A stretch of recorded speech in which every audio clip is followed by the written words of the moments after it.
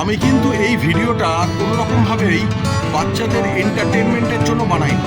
সুতরাং এখানে বাচ্চাদের জন্য কোনো রকম কোনো স্থান নেই। এখানে কোনো রকম বাচ্চাদের নিয়ে আসবার চেষ্টা করবেন না। আমার পিছনেই দেখতে পাচ্ছেন মস্ত বড় বিচ, এবং এই জায়গায় কি হয় সেটাই আমি আপনাদের দেখানোর চেষ্টা করছি। এখানে লিকার, ড্রিঙ্ক, মানে অবভিয়াসলি ওয়াইন বা মদের কথা আমি বলছি, সাথে স্মোক, যেটা বাচ্চাদের জন্য একদমই সুইটেবল নয়, সেই কথাই আমি আজকে এখানে বলছি। এই ভিডিওটা শুধু এন্টারটেনমেন্টের জন্য বানানো হচ্ছে। আপনারা চেষ্টা করবেন যেন এখানে যে বা যারা আসে তারা যেন 18 এবং 18+ হয়। একবার দুদিনের ছুটি কাটানো, তাও গোয়া বিচের মতো ভাইবের সাথে নিজের প্রিয়জনকে নিয়ে উন্মুক্ত খোলা আকাশের তলায় কলকাতার খুব কাছে একদম খুব কম খরচে ঘুরতে যাওয়ার একটা নতুন ঠিকানা হলো এই উদয়পুর সি বিচ। ধর্মতলা থেকে এসি নন এসি যে কোনো বাস ধরলে 4 ঘন্টার মধ্যেই পৌঁছে যাওয়া যায় উদয়পুরের একদম সি বিচের খুব কাছেই, আর তাও 150 থেকে 200 টাকার বিনিময়ে।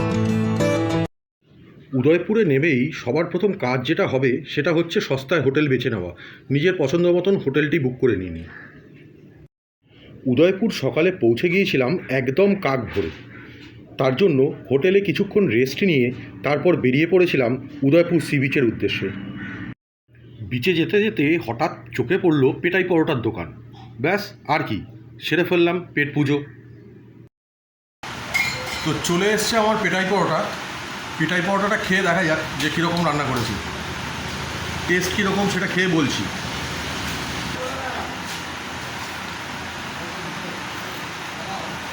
রান্না ভালো। গোপালবাবুর দোকানে 3টে পেটাই পরোটা সাথে অমলেট, টোটাল বিল হলো 105। পেটাই পরোটাগুলো কলকাতার মতো অত পাতলা নয়, পেটাই পরোটাগুলো যথেষ্ট মোটা এবং খুব টেস্টি ছিল। এটা রয়েছে নিউ দীঘার একদম বিচের খুব কাছেই। যদি আপনি আমাদের একটু বলেন। এই বড়টা হচ্ছে 400 টাকা। এই বড়টা 400 টাকা, যে কোনো ফ্লেভার চুজ করতে পারেন। যে কোনো ফ্লেভার ফুড করতে পারবো। তারপর ছোটটা 200 টাকা। ছোটটা 200 টাকা, তারপর যে কোনো ফ্লেভার চুজ করতে পারেন। আচ্ছা, মিডিয়ামটা যে 250 টাকা। মিডিয়ামটা 250 টাকা, এটা 300 টাকা। এটা 300 টাকা। এগুলো আলাদা আলাদা দাম কেন হয়? মায়াবেজ আছে 500 টাকা ইত্যাদি। কি আছে? মায়াবেজ, মায়াবেজ, মায়াবেজ। আচ্ছা, এইগুলো হচ্ছে মায়াবেজ। আচ্ছা। না, এগুলোর দাম এত বেশি হয় কেন? মানে ফ্লেভারটা কুইক পুড়ে যায়। ফ্লেভারটা কুইক পুড়ে যায়, তার জন্য এটা বেশি দাম। আচ্ছা, ঠিক আছে। সিদ্ধ হয়ে গেছে এখন আমাদের অক্টোপাস। এবার মশলাটা রেডি করছে।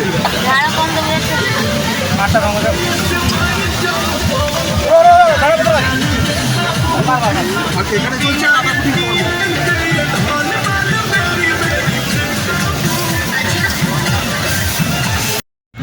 ফাইনালি রেডি হয়ে চলে এসছে আমাদের অক্টোপাস।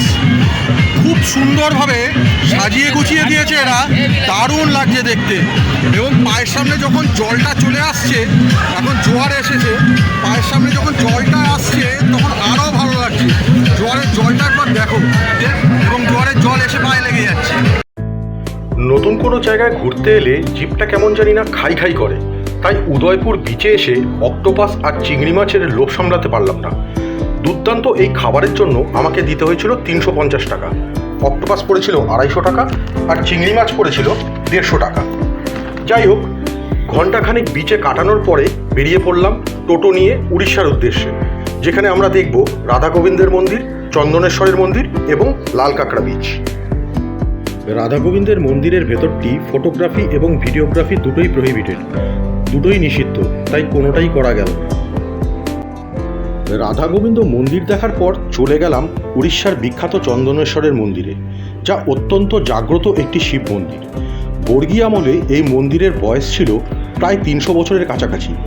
পৌরাণিক যুগে এখানে হোগল বনের জঙ্গল ছিল। প্রতি 2-3 বছর অন্তর অন্তর এখানে চড়ক মেলা ও গাজন উৎসব অনুষ্ঠিত হয় বলে লোকের মুখে শোনা যায়। এই মন্দিরটি বহু ভক্তগণ মানত করে এবং বিনিময়ে চুল ও নখ সম্প্রদানের প্রথা প্রচলিত রয়েছে। উড়িষ্যা, বিহার এবং পশ্চিমবঙ্গের লক্ষ লক্ষ ভক্তবৃন্দ প্রায় প্রতি বছরই আসে এই শিব মন্দির দর্শন করতে।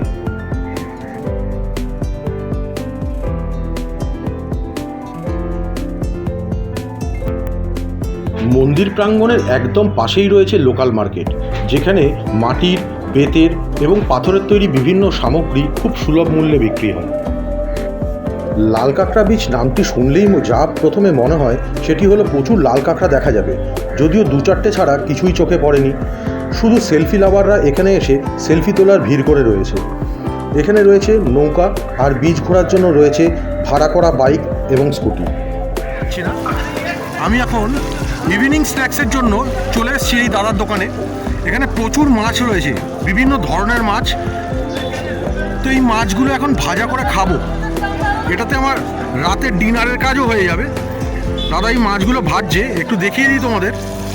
এই দেখো, খুব সুন্দর করে ভাজছে, বেশ ভালো গন্ধ বেরিয়েছে। এটা দিয়ে আমার ডিনার আর ইভিনিং স্ন্যাক্সটা সেরে নেব, এক্সট্রা করে কোনো কিছু খাবার যেন দরকার না হয়।